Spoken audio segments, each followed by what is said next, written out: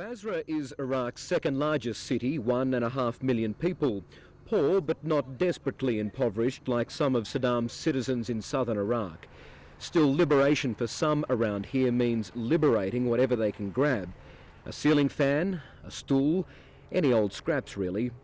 Watching on, the city's new law, British soldiers who for quite some time will be Basra's police and government. From their foxholes and behind piles of dirt, they watch Basra's main road, blocked for more than a week by British tanks. Much of the military presence in Baghdad, here in Basra and other Iraqi cities will now come down to this. Boots on the ground, soldiers on the street, keeping the peace. Among those soldiers, two men who grew up in Australia, Privates Mick Lewis and Ben Stoll. Straight out of high school in Western Australia, they joined Britain's 3rd Paratroop Regiment under a Commonwealth scheme. A lot of join up just because the Aussie Army isn't as adventurous anymore as we'd like it to be. Sitting in a ditch in Iraq, Private Stoll's thoughts are of Aussie sun, sand and home. Oh, do I ever, mate? Tell you what, go back to the beach, down Scarborough or something. But got a job to do, so, you know, get on with it. They weren't stationed by the roadside for long. First reserve, slipping beside the HMP. This British unit, the first to walk into Basra. Get amongst these people. Cheers, mate. See you later. The first to patrol its streets on foot. We travelled with the 3rd Paratroopers as they paced their way into the heart of Basra's old city area, securing block by block, pausing, checking, scoping for threat and finding none. His mural may reflect a smiling, content ruler, but you can bet, bunkered beneath Baghdad, Saddam Hussein is not a happy dictator right now.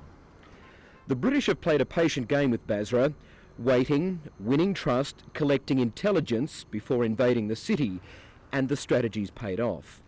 Here, unlike some other invaded Iraq townships, the locals seem to want these foreign forces on their streets, even wondering, it seems, what took them so long. Happy for the soldiers or just happy to see something so new and fascinating, it's hard to know with these children, but their smiles and laughter are real. It's the older generation, worn by Saddam's rule, that now appear to appreciate these armed men filing through the streets. Finish, Saddam, finish! Finish, Saddam! Finish Saddam, Saddam finish, he said with some satisfaction. Certainly the general mood of the Iraqi people here on the street has changed significantly in the course of this war, from initial resistance and fear, now to warm welcome, even joy. We found a group of men willing to talk. For so many years, expressing opinion was often met with reprisal, torture or some terror at the hands of Saddam's henchmen. The soldiers coming into Basra, is it good or bad? No, good. It's very good here.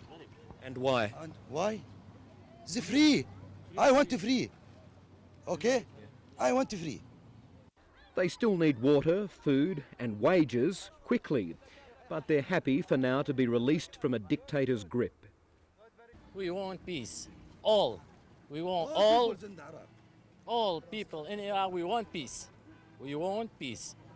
And do you think you have peace now? A good chance at peace? Yes. Yeah. Yes.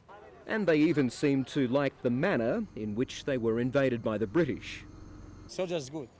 Because? Because of the soldiers was gentleman.